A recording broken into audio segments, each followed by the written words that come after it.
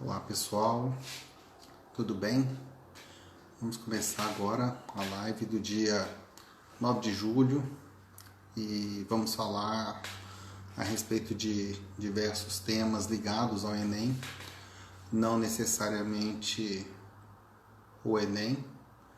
E vou agora aguardar a Joana para a gente começar, porque dependo só dela, né? Deixa eu chamá-la aqui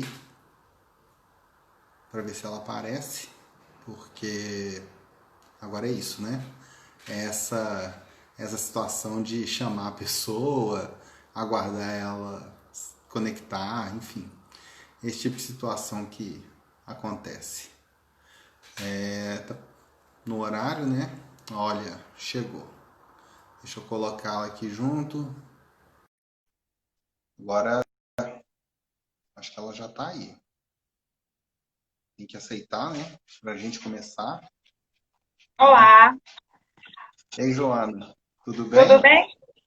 Tudo e você? Tudo. Beleza também. Que bom que você está aí. Que bom que você já aceitou e podemos começar. Assim não Claro, estamos perdemos prontos. tempo. A Sim, Manuela é daqui de Portugal, está aí também sempre acompanhando a gente. E bom saber que tem gente aí já para nos prestigiar, né? a Gabriela Roth finalmente veio me ver hoje, né, Gabi? Pois é. A gente fica puxando Finalmente, a seja orelha. bem-vinda. Eu vou Bom, aproveitar para enviar aqui um convitinho para algumas pessoas. Vamos sim, ver se elas claro. vão poder participar. É sempre bom ter mais gente aí participando. E é isso, né? Poder discutir um pouco como é que estão as coisas aí em relação à educação no Brasil. Conta aí para Sim, mim, Joana, quais são as novidades da Terra Brasilis? pois é. A nossa novidade aqui é que foi definida, né, a data do Enem. Você ficou sabendo aí? Fiquei sabendo que foi uma data que acabou não sendo nem para lá nem para cá. Pois É é. uma coisa meio maluca isso, né? Não seguiu, né, o resultado da enquete, né? A gente viu que venceu na enquete, foi, a maioria votou pela última data, né, a de maio. E, no Pois é. entanto, o INEP decidiu fazer em janeiro e a versão digital fazer em fevereiro. O que eu achei mais estranho disso tudo, né? Eu estou aqui olhando para as datas e vendo, né? O INEP propôs 3 datas e ele conseguiu a proeza de escolher uma que não estava na lista. Pois é, Eu não consegui entender, então, para que uma enquete com datas se não vai seguir nenhuma delas? Porque se seguisse pelo menos alguma, faria algum sentido. Mas sim, não seguir nenhuma delas, né? Qual é o objetivo disso? pois Você é. tem alguma ideia? Não. E outra questão foi que o INEP alegou que não iria acatar de imediato a decisão da maioria, porque iria consultar as instituições, né, que ainda fazem vestibular para ver como seria ali, se não iria atrapalhar o andamento. Acontece que atrapalhou, né? Porque, por exemplo, a gente tem faculdades que ainda fazem os vestibulares ou que dependem da nota do Enem. E com o semestre começando em fevereiro e a prova sendo logo no começo do ano, vai atrasar todo esse processo, né? E Sim. teve também uma crítica aí do pessoal da UNE, que é a União Nacional dos Estudantes, falando justamente isso. Poucos estudantes conseguiram votar sobre a data e ainda assim esses poucos não foram ouvidos, não é mesmo? Então, Assim, se a gente for pensar, primeiro que nós sabemos que o Brasil tem um déficit em relação ao acesso à internet. Um déficit de aproximadamente um terço dos estudantes que não tem esse acesso. Além disso, nós temos uma situação que é a dificuldade para que essa conexão funcione e ainda a dificuldade imposta pelo próprio site do INEP, que, de maneira recorrente, né, tem tido problemas quando há um acesso em grande volume, em larga escala. Né? O SISU dos últimos anos é um exemplo disso. Mesmo as inscrições para o Enem passam por problemas semelhantes. Ou seja, todas as vezes que nós temos que acessar o site do INEP, não há uma rede estruturada para receber todos os acessos. E ainda assim, os acessos são relativamente limitados, porque os estudantes não conseguem acessar. E no final, como se não bastassem todos esses problemas, ainda tem a situação de o INEP seguir uma data completamente aleatória às que foram propostas. Sim, esse foi a cereja do bolo. Pois é, Bom, pois é. eu acho que a gente ainda vai poder falar muito disso daqui para frente, porque essa notícia é muito recente, né? Essa decisão. Então, acredito que a gente ainda vão ter desdobramentos, notícias de universidades, das entidades que representam os estudantes. Então, vamos aguardar para ver. Eu vi que aí também está tendo, né, a prova o exame do ensino médio, né? Aqui eles chamam de Exame Nacional do Ensino Secundário e Acesso ao Ensino Superior. Né? O nome é imenso, fica resumido em exames nacionais, e esses exames eles acontecem num prazo de 2 semanas nessa primeira fase, e tem uma segunda fase logo depois das férias. Né? Por volta de setembro acontece mais uma semana de provas. Pois é, mas 2 semanas, cada dia é uma prova, como que funciona?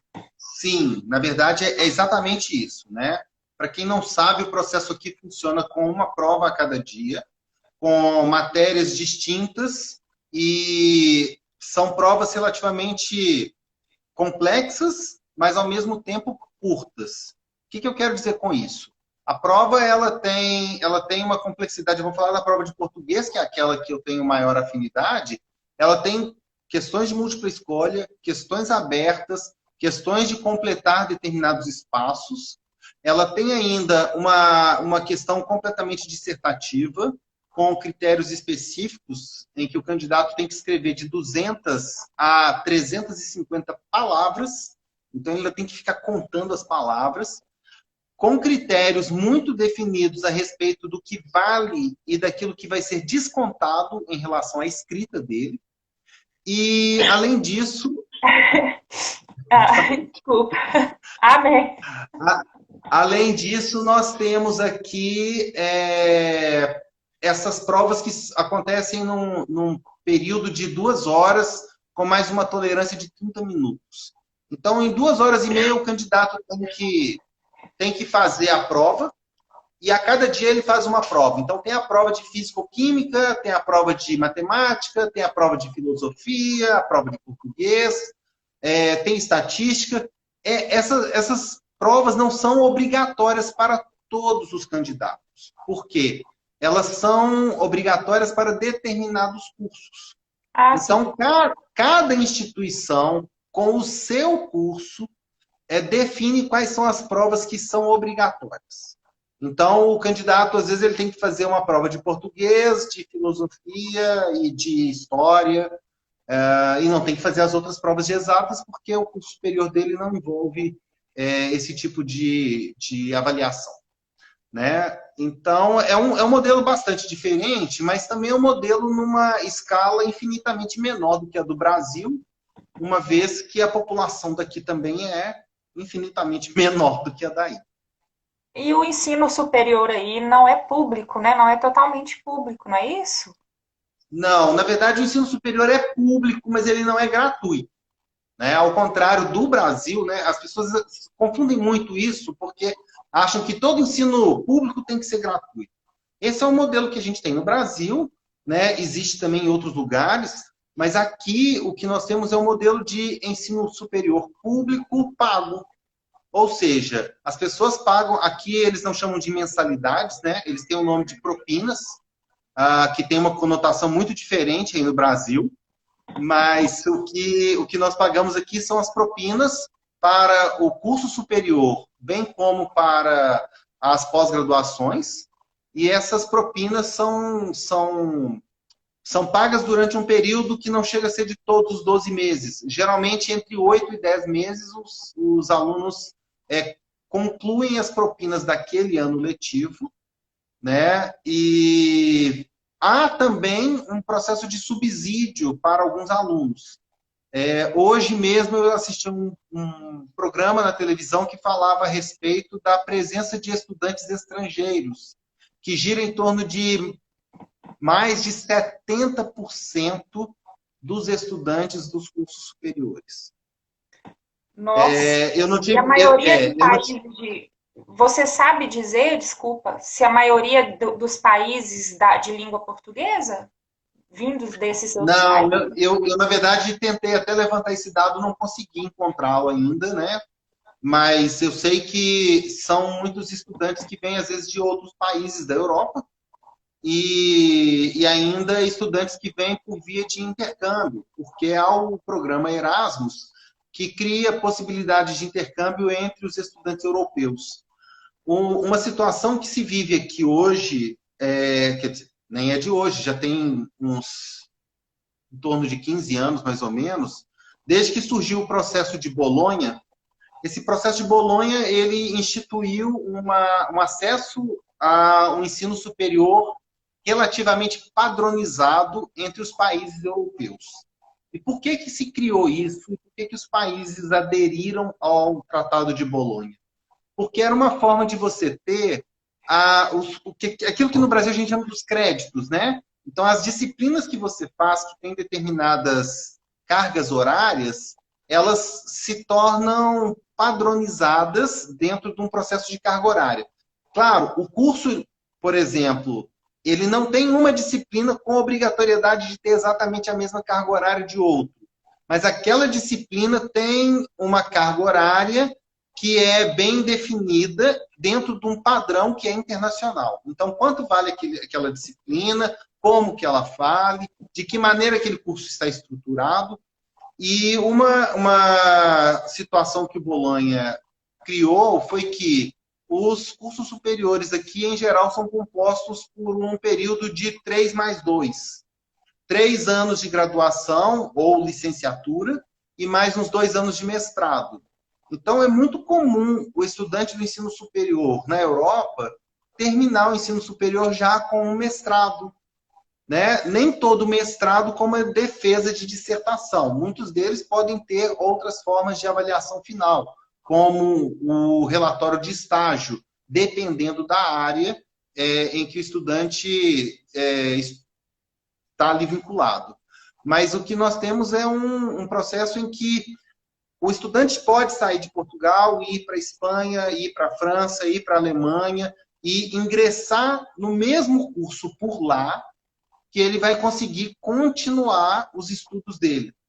Né? Isso faz com que você tenha não apenas uma padronização do ponto de vista dos créditos e da estrutura curricular, mas também nesse processo de intercâmbio e de transição de alunos entre países, o que traz uma riqueza cultural, porque eles podem conviver com outros colegas de outras culturas, de outros países, e isso possibilita um aprendizado muito grande de como é a vida deles lá, né?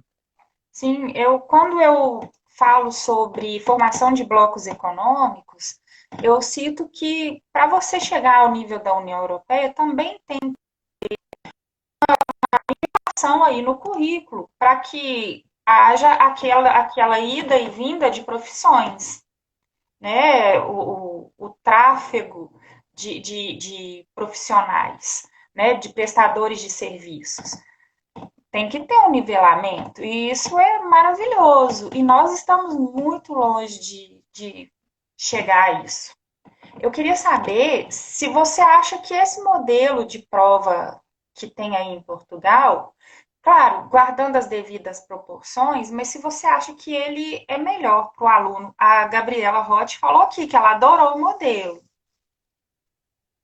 Olha, eu entendo que você respeita muito mais as condições de execução da prova quando você permite que o aluno faça essas provas fracionadas e quando você permite que o aluno consiga fazer cada prova dentro de um determinado dia, né? Então, ter a chance de fazer prova ao longo de 2 semanas, né? Você faz uma prova na segunda, a outra na quinta e na outra semana vai fazer na terça-feira, é muito menos desgastante, muito menos cansativo, pesado para o aluno. Entretanto, se há um efeito muito positivo do Enem, é o fato de trabalhar com a transversalidade. Nós temos ali questões que exigem do candidato conhecimento de áreas do conhecimento distintas, às vezes, para resolver uma determinada questão. Ele aciona conhecimentos de outras ciências, de outras disciplinas, para resolver aquela questão daquela área. E isso é um modelo muito interessante, muito rico. Agora, pensar num modelo que leva o candidato a ficar horas e ainda fazer 90 questões num dia, será que vale a pena? Será que isso é necessário? Esse é o tipo de medida que precisa ser adotada? Então, eu acredito que é preciso refletir um pouco a respeito desse modelo, né? Sim, a Sil está falando, o processo fica menos estressante com essa distribuição de datas. Eu também acho. E me chamou a atenção principalmente essa questão de não precisar fazer todas as disciplinas, né? Você direcionar. Até porque se você. Assim, eu acho que você tem mais condições de concentrar sua atenção, de estudar melhor, sem ter que saber tudo de tudo, não é mesmo? Eu acho que eu gosto do Enem pela transversalidade, acho bacana, mas pensando na questão psicológica do aluno, é uma pressão enorme, né? Tanto ter que saber um pouco de tudo, quanto essa ficar horas sentado fazendo várias questões. O cursinho ensina contar o tempo de cada questão, administrar tudo isso não é fácil, né? É. Além de não ser fácil, a pergunta que deve ser feita do ponto de vista pedagógico é: que tipo de candidato eu quero que ingresse no curso superior? Qual é o objetivo que se tem com uma prova como essa? Né? Não é simplesmente criticar ou elogiar, mas é refletir a respeito de como essa prova atende a uma seleção para que esse candidato ingresse num determinado curso superior. Nós sabemos que uma prova como essa cria uma desigualdade que se reflete na condição socioeconômica dos alunos, porque nem todos têm condição de pagar um cursinho que vai ajudá-lo a pensar em dimensionar esse tempo. Nós sabemos que a condição socioeconômica vai criar disparidades, porque muitas vezes o aluno ele não sabe como se portar diante daquela pressão e ele nunca passou por isso. As escolas, principalmente as escolas públicas, não têm modelos de avaliação que possam simular uma situação como a do Enem, e muitas vezes elas também não querem fazer isso. Né? Eu não estou dizendo que tenham obrigatoriamente que fazer, não é isso. Né? Mas é avaliar o quanto nós que estamos trabalhando em escolas públicas, muitas vezes não conseguimos preparar esse aluno para enfrentar esse desafio. E Sim. deixamos isso de maneira terceirizada para que cursinhos façam, para que os alunos procurem uma via paralela, ao invés de confiar na escola. E, além disso, nós não podemos esquecer que é complicado demais para o aluno avaliar como que ele vai enfrentar um outro colega que tem acesso a material didático, tem acesso à internet, tem acesso a professores particulares, e com isso é capaz de superar as dificuldades. Então, a situação socioeconômica vai criar uma barreira e vai acabar impedindo que aquele aluno de escola pública, com menos recursos, enfrente o Enem em condição de igualdade com o outro que vem de uma camada mais privilegiada. O aluno da escola privada, ele ouve falar do Enem lá no ensino fundamental. Ele tem simulados no ensino fundamental. Bom, a gente tem alguns comentários que eu queria destacar. A Gabi falou assim, que não sabe se conseguiria aguentar até maio para fazer a prova. Mas a Gabi é mega ansiosa, né, Gabriela? Então, ela sofre por antecedência. Conheço bem meus meninos. A Daniele, a Dani, eu acho que a Dani foi sua aluna também. Ela fala, a questão da desigualdade na pandemia é pior ainda. Sim, porque a gente está vendo aí as escolas particulares tendo aula normal com os alunos, em período, as 4, 5, 6 horas de aula por dia, enquanto que a escola pública, se a gente for falar na rede municipal, que é ensino fundamental, não está tendo aqui em BH. Já a rede estadual, ela já está na segunda edição aí do ensino tutorado, como disse uma mãe, os ensinos torturados.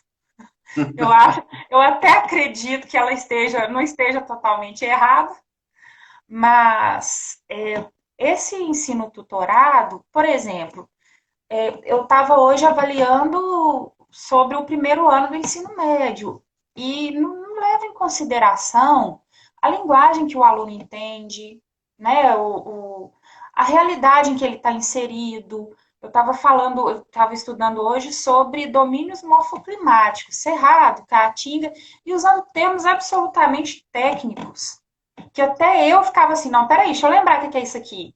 E aí eu ficava pensando naquele menino lá do interior, ou nos meus alunos da EJA, por exemplo, ao ler aquilo ali. O que eles vão aprender daquilo? Nada. E quando a gente transpõe para o Enem, né, para o terceiro ano do ensino médio, a disparidade fica maior ainda. A gente tem alunos que, além de estar na escola privada, fazem cursinho, né, tem toda a condição, tem computador, a internet boa em casa, não tem que preocupar se vai ter crédito amanhã para assistir a aula. E a gente tem os nossos alunos que estão assim, carregando, se desdobrando, carregando água na peneira mesmo, eu arrisco a dizer, para conseguir acompanhar, né? Então, Sim. realmente. E teve o comentário aqui. Neste momento, então, o desafio do Enem será como lidar com a enorme defasagem dos alunos que estão em aulas remotas. E aí, Amilcar? Na verdade, isso passa por aquilo que já foi falado sobre a dificuldade de acesso, com poucos alunos tendo concretamente acesso à internet, e ainda as aulas remotas que estão completamente precárias. Elas estão precárias porque os professores não foram preparados para estar lidando com esse desafio de aulas à distância, né? Muitos não foram preparados na sua formação desde a graduação, desde a licenciatura, e outros, ainda que tivessem uma formação mais recente, não estão acostumados ou preparados para lidar com os desafios do que é uma aula à distância. Que não é simplesmente transpor a aula presencial para o virtual. Não é isso. Vai muito além. Uma coisa é assistir a aula, outra é reproduzi-la. Né? Eu estou fazendo um curso no Instituto Federal do Rio Grande do Sul sobre aulas à distância, como dar aula à distância. E eu estou vendo que eu não sei nada. Eu não sei nada, nada, nada. Mesmo tendo disciplinas à distância na faculdade, mesmo estando lidando com a pandemia agora e já tendo feito vários cursos à distância, eu sei ser aluna à distância, e mesmo assim, mais ou menos. Imagina os nossos meninos aí que nunca tiveram aula à distância. O processo de preparação do aluno e do professor tem que acontecer, né? Quando a gente olha para esse desafio, nós percebemos que os nossos alunos, eles são, acima de tudo, dependentes. A escola tem uma grande dificuldade de criar a autonomia e a independência do aluno. A escola tem uma grande dificuldade de mostrar para o aluno que ele é responsável pelo aprendizado dele. Não é uma nota no final do ano ou uma aprovação para o ano seguinte que vai mudar essa realidade.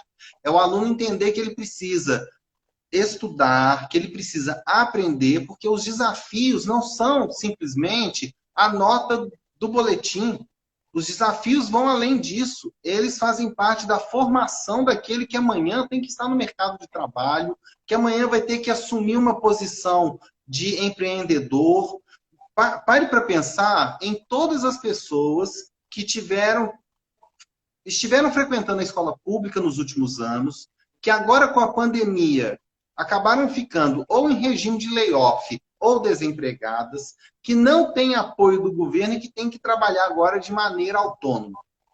Essas pessoas enfrentam um desafio enorme. Por quê? Porque elas, primeiro, não foram acostumadas a ser autônomas, a se virar, a resolver um problema. E, segundo, elas não têm acesso à informação e muitas não sabem procurar boas informações, né? Porque nesse mundo digital, nesse mundo em que tudo está ali nos repositórios virtuais, o que nós precisamos muitas vezes é de um guia. E esse professor do século XXI, muitas vezes, ele vai funcionar como um guia ou um curador de informações.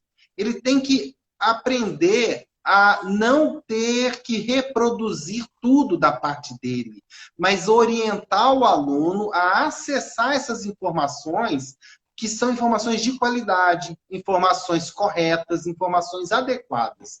Essa é a Instigar, né? grande diferença. Instigar aquele espírito de investigação, de querer saber mais, de não se contentar com a primeira busca que aparece lá no Google, né? O primeiro resultado. Essa é uma briga que eu tenho aqui em casa, por exemplo. Mas, enfim, isso eu acho que a gente pode desenvolver um debate só disso, viu? Sim, com certeza. Porque, além de tudo, nós não podemos esquecer que o professor, muitas vezes, ele não faz bom uso da ferramenta que ele tem acesso. Mesmo tendo acesso à internet, ele muitas vezes não sabe procurar. Ele não sabe identificar o que é um bom material, porque ele não teve essa formação, né? Então, é importante que ele aprenda a seguir esse caminho, né? A Silvânia comentou aqui, o papel do professor agora tem uma nova roupagem. Sim, o professor tem que se colocar agora no papel de quem está ali, né, liderando uma equipe ou um time, que são esses alunos. E vai orientar, ele não tem que fazer tudo. Né? É como um técnico de um time de futebol. Ele vai passar as instruções para que cada um cumpra o seu papel. E o professor assume uma função um pouco parecida, né? De conseguir orientar o aluno a escolher boas fontes, a escolher bons materiais e, principalmente, a aprofundar no conhecimento, na leitura e no entendimento. Porque muitas vezes o aluno para num material muito superficial, muito raso, ele para numa informação que está ali muito fácil e acessível, mas que ainda não tem uma análise um pouco mais aprofundada ou completa, e o professor é capaz de criar essa orientação, de criar ali situações em que o aluno vai aprender a lidar com isso. E isso, vamos voltar do que acontece na escola particular, tem que acontecer desde o ensino fundamental. Você tem que trabalhar essa criança para conseguir fazer essas buscas, para conseguir se orientar, para conseguir se desenvolver de maneira mais autônoma, claro, dentro daquela faixa etária, de uma maneira adequada para aquele nível de escolaridade, mas isso, aos poucos, né, a gente consegue ir formando esse novo estudante, né, esse estudante com um novo perfil para poder atender essa situação. Sim. Ó, a gente está com A, uma a visita chique aí, JB.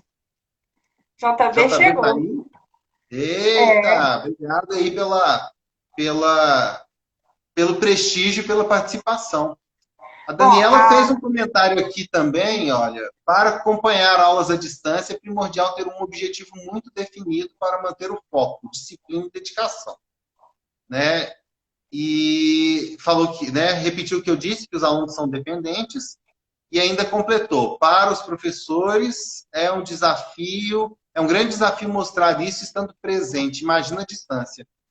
Ô Dani, isso se você constrói essa relação com o tempo, se você constrói esse tipo de atitude, isso acaba se tornando algo comum, algo corriqueiro, que vai fazer parte desse cotidiano do aluno. Agora, é uma construção, isso não começou agora com a pandemia.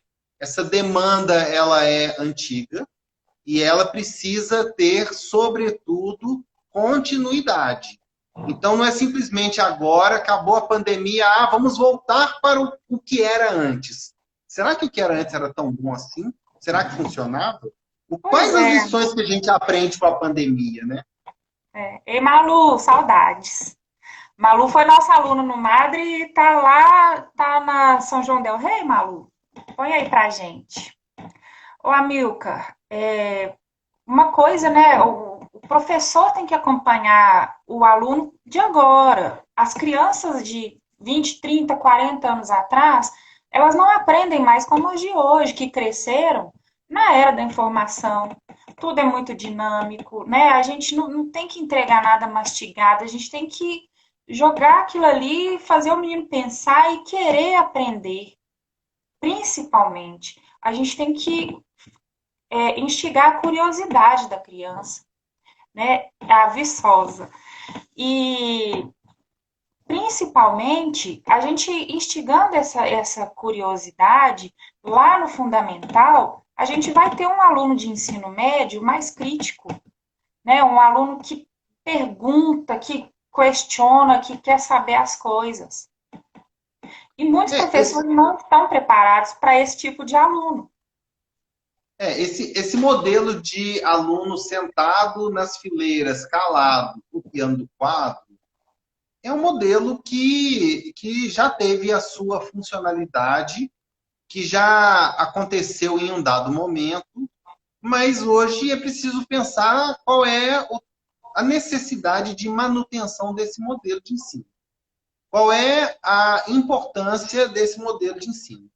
Então, o que eu questiono é se esse silêncio significa realmente atenção ou se isso significa descaso, desinteresse, sabe, apatia, porque o aluno ele hoje é capaz de fazer muito mais, né?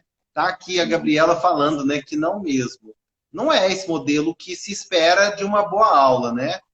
Tá aí o Fisimaticando com o Thiago e o Fio participando. Obrigado aí pela presença. A Carol Canuto foi minha aluna no cursinho. Obrigado aí pela presença. Obrigado aí por todos, né? A Simoni também participou, a Dani, o Tainan foi meu aluno. A gente esteve lá no Então, assim, começo, o muita gente Alisson. presente. Eu talvez não consiga lembrar o nome de todos, Pois mas, é. assim, obrigado aí por estarem prestigiando a gente. Mas aí, só para concluir, Joana, esse modelo é um modelo que tem mesmo que ser repensado. Até que ponto as salas silenciosas são salas realmente de aprendizado, né? E, é claro, não estou discutindo a importância do silêncio. Entrar numa biblioteca, pegar um livro, abrir, ler, depende muito de concentração e silêncio, de foco para fazer aquela leitura e você aprender. E você conseguir analisar, internalizar aqueles conhecimentos.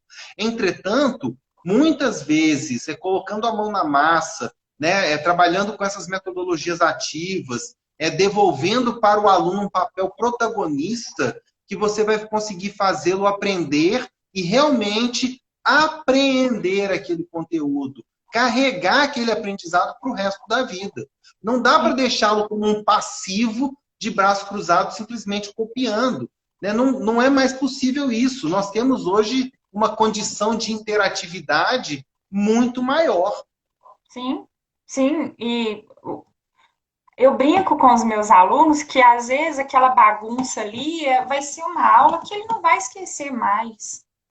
Claro, tem a hora de fazer o silêncio, né? Mas é bom ter uma bagunça de vez em quando. A É, Cássia colocou aqui, né? Você viu? Nada será como antes, depois da é, pandemia. a Simone está aqui falando que a lição é que os professores não serão mais os mesmos. Olha, Simone, eu espero que não, mas eu tenho minhas dúvidas. Porque nós temos aqueles que preferiram o que era no passado. Porque é uma questão de zona de conforto, né? Ficam ali naquela zona de conforto, no costume, na mesmice, e acham que está tudo muito bom. E eu não sei se isso é a verdade. E os alunos hoje que tiveram que viver essa realidade, né? E aí quem é aluno que está aí presente pode falar isso de um lugar muito mais confortável e adequado do que eu, que não estou vivendo isso assim, né? Os alunos agora também não, talvez não queiram mais como era antes, porque é olhar para a realidade da escola e da sala de aula e repensar se aquilo faz sentido. É olhar para tudo que foi feito e produzido remotamente, virtualmente, à distância, e avaliar o quanto foi aprendido, o quanto foi realmente diferente e muitas vezes até melhor. Com toda a precariedade, às vezes foi até melhor do que aquela mesmice que existia no passado. Sim, a Cássia pôs aqui, os próprios alunos irão cobrar uma mudança. Tomara, Cássia, para tirar a gente da zona de conforto. Se a gente para de evoluir, que tipo de aula a gente vai dar? Que tipo de professor nós vamos ser, né? Eu não quero ser aquela professora que todo mundo vai querer dormir na aula. Muito pelo contrário, né? Pois é, e eu acho que o professor agora tem que começar a olhar e falar assim: eu não quero mais que o meu aluno esconda o celular desligado dentro da mochila. Eu quero que ele pegue o celular e faça boas pesquisas e traga boas perguntas para a aula. E participe de forma mais ativa da aula. E tenha questionamentos e dúvidas mais relevantes. Porque esse é um instrumento agora de aprendizado. Isso não é mais nosso inimigo, né? A gente tem que parar com essa bobagem de achar que o aluno com o celular na mão é um problema. Não, isso pode ser o caminho da solução que a gente está encontrando e que a gente agora começa a ver com olhos mais claros, com maior evidência. O Daniel perguntou: alguns professores podem achar falta de respeito. Daniel, depois, amigo, que ele vai querer ficar mexendo no WhatsApp lá na minha aula, viu? Aí eu vou te ligar para você explicar para ele. Pois é, Daniel, mas é usar o celular na aula para aprender. para a aula. É assim, É, é a gente, sabe, Daniel, quando a gente fala assim, se não pode vencê-los, junte-se a eles. É passar a usar o celular como uma tecnologia, uma ajuda na aula. Eu até comentei, antes da pandemia, o Daniel é aluno do primeiro ano. Eu falei, olha, eu estava começando a estudar o Magic Cube, você já viu falar?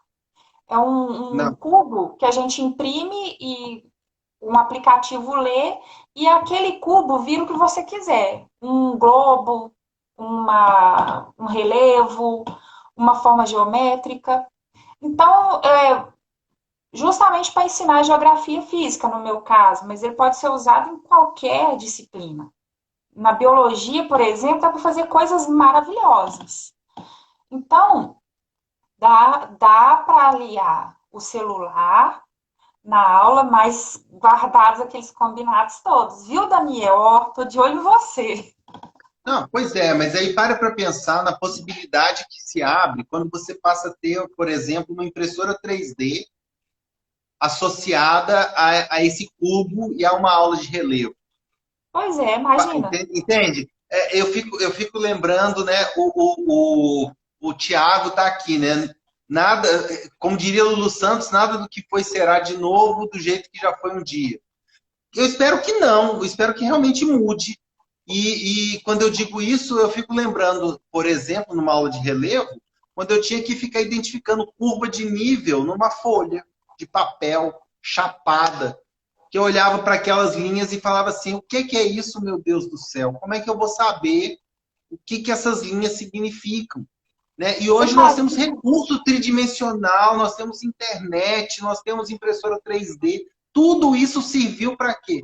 Para ajudar a entender melhor essa realidade. Amilca, mas a gente já usa esses recursos 3D há muitos anos, ao cortar um papelão, um isopor, modelar uma Sim, massinha e fazer a curva de nível. Transpondo para a escola pública, a gente nem precisa ter tanta tecnologia. Dá para fazer, como diria aquele político famoso aí, que os meninos que estão aqui não vão conhecer, não vão saber. não vão Olha, conhecer. Clarissa e Igor lindo, foi aluno nosso também. Obrigado por terem passado por aqui. Bom, a Muito bem. gente. Ué, a gente chegou a falar um pouco. Peraí, que tá chegando muitos comentários. Vamos tentar. A tecnologia é favorável para o aprendizado, mas as aulas presenciais são insubstituíveis, sem dúvida. Principalmente no ensino básico, né? Não tem como. Mas uma notícia que saiu aí é que, pelo menos ano que vem, vai ter que continuar o modelo à distância para complementar a volta às aulas, que a gente já perdeu muito tempo esse ano, não vai ter como concluir em 2020 o ano letivo de 2020, né? Então vai É, ter que ser mesclado. E o Lucas, meu sobrinho mais lindo, falou: acho que o maior problema do ano de educação à distância no cenário infantil é, além do acesso a fontes não tão confiáveis de informação pela pesquisa em qualquer site, a falta de uma educação social. É, a gente tem aí, eu não sou da área de educação infantil, eu não posso falar com muita precisão, mas o que nós temos é um problema de socialização que é muito importante nesse período de infância, né? Então, a convivência com os coleguinhas, as socializações, as negociações, o aprendizado de que existe o outro, isso tudo faz parte desse universo. Então, isso faz realmente muita falta. E quando esse tipo de problema faz falta, ou melhor, quando esse tipo de situação faz falta, o que a gente precisa fazer é tentar remediar de alguma forma. E aí, por pior que pareça, por mais confuso que pareça, essas aulas remotas, né, em que os coleguinhas estão ali todos na telinha, podendo, né, de alguma maneira compartilhar a sua realidade, isso ajuda muito, né? Eu tenho uma professora da UFMG que deu um exemplo muito interessante. Ela também é da área de linguagem, ela é linguista e lida muito com tecnologia. Ela falou assim que se você permite a essas crianças socializarem um pouco do seu cotidiano, você tenta transpor um pouco essas dificuldades, porque elas não estão ali simplesmente para querer aprender a fazer isso ou aquilo, porque isso depende muito do presencial. Mas o fato de conseguir compartilhar com o outro, de conseguir parar para ouvir o outro, parar para falar de si, já é um ganho do ponto de vista da sociabilidade que faz muita diferença nesse processo de formação. Não é o ideal, mas é o que é possível nessa situação e nesse momento. Então, é melhor isso do que nada, né? mas e as que não têm nada, que são a maioria? Né? Eu me pergunto que geração de alunos nós vamos receber ano que vem, do ano que vem em diante, sabe? Eu pergunto que Principalmente tipo esses. de professor vai estar ali para receber esses alunos. Eu espero que melhores, né? Espero. Pelo menos da minha parte, estou procurando melhorar. Eu estou aproveitando, estou estudando muito durante essa pausa aí no trabalho presencial, porque o trabalho à distância, eu brinco que tem noite que eu até sonho que tem aluno me mandando mensagem. Porque eu acho que eu tô tendo mais contato com o aluno agora do que quando eu ia para a escola. Mas eu espero. Alguém comentou aqui, não sei se foi a Daniela, né, que os professores também têm que mudar. Não vai ser só o perfil do aluno que vai estar diferente, não. Mas eu espero muito que a gente consiga melhorar essa questão da autonomia do aluno, né? Melhorar essa questão da qualidade da aula, de ser mais dinâmica, de trazer novas técnicas, de acabar com essa coisa de o professor como detentor da sabedoria e o aluno só um receptáculo, né? Não, pelo contrário, há uma troca. A gente aprende, a gente aprende ensinando, não é isso? Sim, muitas vezes a gente aprende mais ensinando ao outro do que simplesmente recebendo passivamente uma Sim, determinada informação, né? sim, Ensinar o outro fixa mais e cria ali um laço com aquele aprendizado que fortalece muito a manutenção daquilo na nossa percepção. Então, ajuda muito, né? E o que a gente não pode esquecer é que essa pandemia, ela traz essas lições, digamos assim, amargas para quem não está preparado, mas ela também sinaliza para mudanças e transformações, né? Como já foi falado aqui. Nós vamos acabar precisando de um ensino que seja um ensino que seja misto entre o presencial e o ensino à distância. E nesse sentido, a pergunta é: todos os professores e alunos estão preparados para lidar com essa mudança, com essa realidade? Todos os professores e alunos estão aproveitando esse momento para conseguir se adequar a essa condição que provavelmente vai chegar para o próximo ano letivo e ficar, porque eu duvido que depois que essa condição for estabelecida, que ela vá deixar de existir. Eu duvido. não, já tem a determinação do MEC falando, né, que vai continuar, pelo menos ano que vem, mesclado aí, né, o ensino presencial com o ensino pela internet. Bom, Mas aí não deve ficar limitado ao ano que vem, né? não, não, isso aí já faz parte. Lá no Madre mesmo, alguns professores já não fazem mais as suas avaliações no papel, né? Tudo via formulário, na sala de informática ou na casa do próprio aluno, coisa que eu acho maravilhosa. A Coreia do Sim, Sul, as avaliações são em casa, o menino faz na casa dele, né? Porque qual que é o sentido da avaliação? É só pontuar? O Titi falou aqui, o Fisimaticano falou, isso é um caminho sem volta, né? A avaliação não é só da nota, ela não é somente somativa, né? A não. nossa intenção é saber se o menino entendeu a nossa mensagem, Sim, se ele captou a mensagem, né? E aí existem maneiras infinitas de avaliar isso, claro, né? claro. Eu tô pensando aqui, achando graça, que a nossa intenção era falar das estatísticas, né, do Enem, e estamos aqui falando de metodologias, né, e tudo mais. Tá bacana. É, é isso aí, Titi. É o ensino híbrido que chegou e que vai ficar e que vai criar uma série de necessidades de adaptação, né, para professores e para alunos, né? E aí voltamos àquilo que eu disse anteriormente, sobre a importância de se criar alunos autônomos e professores que vão ser curadores de conhecimento, que vão poder indicar boas fontes, boas referências, que vão levar os alunos a essa procura, a essa seleção e até mesmo a análise e avaliação. Por quê? Não passa a ser mais só a indicação do professor, mas um professor que faz boas indicações torna-se uma referência melhor, de maior credibilidade do que os outros. Né? Isso deveria já ser uma prática comum pelo professor, uma vez que pelo próprio PNLD, o Programa Nacional do Livro Didático, o professor já faz escolha de coleções de livro didático. Ele já deveria saber estabelecer critérios e fazer escolha de material.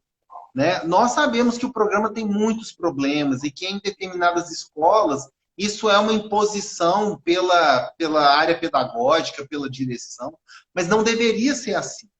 Né? E nessa hora, quando a gente vê os professores passando por dificuldades, muitas vezes eu começo a questionar se isso não é também receber agora esse problema que foi criado. Quando uma área pedagógica passa por cima da autonomia de um professor e faz a escolha do material didático que ela quer, ela agora tem um professor que não sabe escolher material num momento em que o professor está na pandemia e tem que aprender a achar material na internet e tem que aprender a dar aula com esse tipo de recurso. Ou seja, uma série de pequenos problemas que vão se somando historicamente e que agora são escancarados pela pandemia. O aluno não ter autonomia, o aluno ser dependente, o professor que não escolhe material, o professor que não quer sair da sua zona de conforto, o professor dependente exclusivamente do livro didático. Tudo isso explode nesse momento. Sim. Daniel colocou, né? A tecnologia é um complemento da educação presencial. É verdade. Ambos são complementares, né? A educação também pode complementar a tecnologia. A partir do Sim, momento que o professor usa a tecnologia a seu favor, né? é E que verdade. ensina o aluno a usá-la com responsabilidade. A Bárbara aqui também faz um comentário de que o mundo mudou, educação, costumes do dia a dia, tudo mudou, e nós temos que acompanhar esse mundo novo. É verdade, nós temos que acompanhar. Agora, resta saber se nós vamos conseguir, né? Resta saber se nós estamos dispostos a fazer a nossa cota de contribuição para todas essas mudanças. Porque o que acontece é justamente isso. Né? O aluno vê que a hora da aula é uma hora de estudo e que pegar o celular não é para ficar mandando mensagem de WhatsApp, é um aprendizado. O professor pediu ao aluno para fazer o uso do celular para uma pesquisa, é um aprendizado. Então, há uma série de pequenos aprendizados que precisam estar correntemente nas práticas de sala de aula e que vão muito além de simplesmente ficar criticando porque tem um celular, porque tem uma internet, sabe? Vai muito além. Sim, a gente estava falando sobre isso recentemente. Eu acho que tudo é muito novo e é desafiador, igual você falou. A gente tem colegas que não concebem a ideia do aluno usar o celular na sua aula. Mas a gente também tem que respeitar, porque a educação desses professores foi completamente diferente.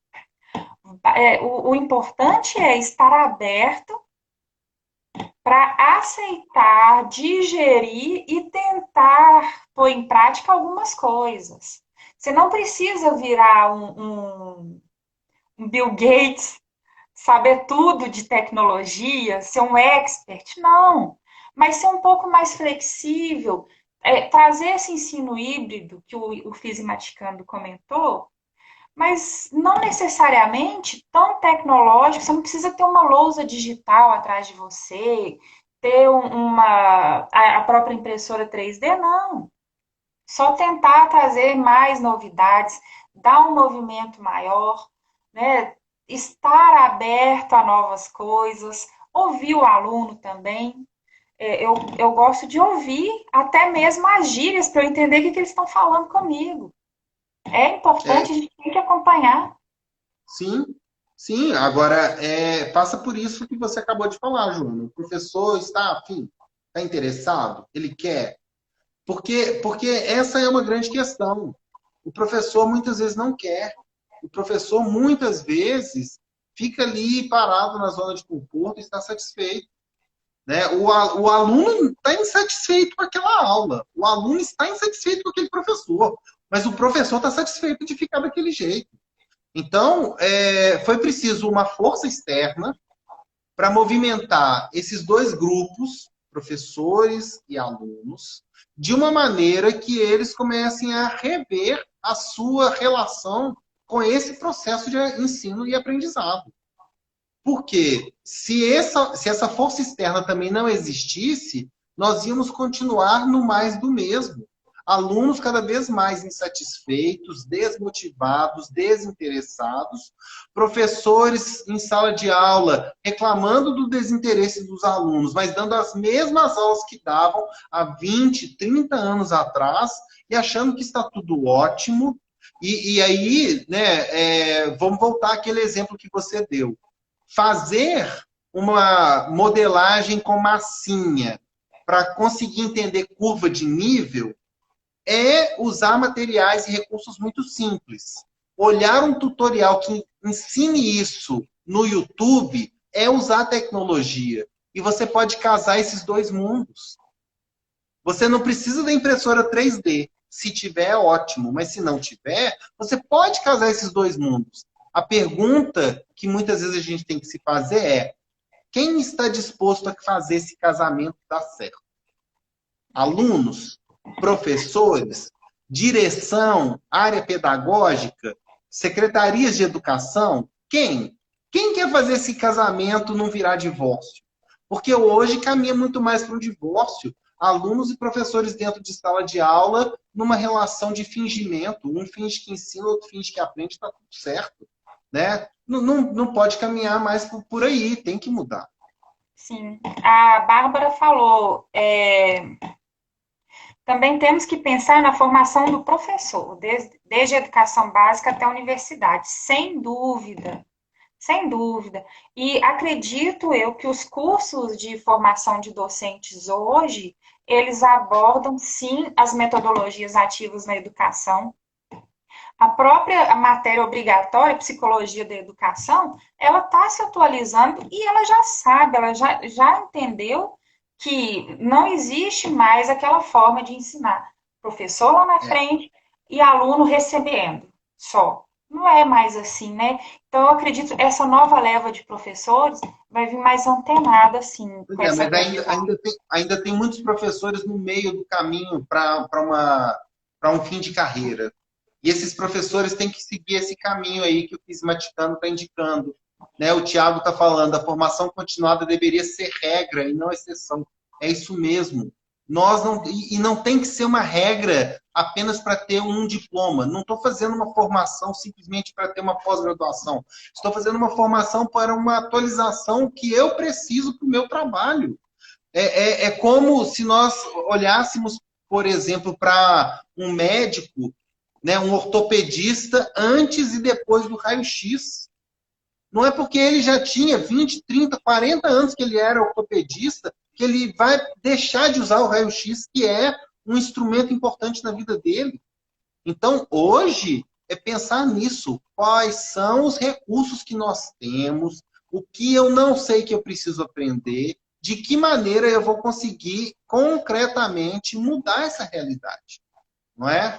E trazer, sobretudo, aprendizado, porque isso sim faz uma grande diferença. O Daniel Joana, nós estamos partindo comentou o aqui para os últimos dois comodismo. minutos. Já? Então, pode Olha, começar a encerrar aí. o Daniel, o comodismo tira o interesse, mas é um ciclo. Estar em sala de aula é uma questão de relação interpessoal. Se o professor não recebe um aluno interessado, ele também não fica e aquilo vai virando um ciclo infinito, né? Por outro lado, a gente também não pode querer ser um mágico tirando coisas da cartola o tempo todo. Não existe uma fórmula, não existe um jeito certo de dar aula. Cada um tem suas peculiaridades e a gente vai aprendendo. Ah, o que não deu certo com aquela turma, eu já não vou tentar ali porque não foi legal, eu vou tentar outra coisa, vou melhorar, né? Então, é sempre aprendendo. Quem se prepara não para. Eu me lembro muito bem de um slogan assim de uma faculdade. Você lembra disso? Amilcar. Sim, Não lembro. me lembro qual que era, não, mas tinha uma propaganda assim: quem se prepara não para. E é mesmo. Pois é. Bom, se eu não vou Olha, me aposentar eu tão não posso cedo, deixar de agradecer a presença dessa pessoa ilustre, que é o professor Vicente Parreiras, não apenas meu amigo, mas ele participou da minha banca de mestrado, é meu co-orientador do doutoramento, um professor que me ensina cada vez que eu converso com ele e um amigo que eu tenho no fundo do coração. Eu tenho que falar dele aqui, eu não posso perder muita essa chance, honra. além de agradecer todos que estiveram presentes aqui nessa nossa conversa, porque agora estamos partindo para os últimos 30 segundos. Ai, Então, gente, muito obrigado a todos por estarem aqui presentes. Joana, mais alguma coisa a dizer? só obrigada, adorei hoje, foi maravilhoso. Ó, obrigada, viu, gente, por tudo, pela Valeu, gente, então. participação, com as respostas, perguntas, isso aí vai aquecendo para a gente, né, Amilcar? É isso mesmo. Obrigado pela participação de todos. Um grande abraço. Fiquem com Deus Beijão. aí. Até Tchau. aí. Semana que vem tem mais. Na quinta-feira, nesse mesmo horário, vamos aí debater algum outro assunto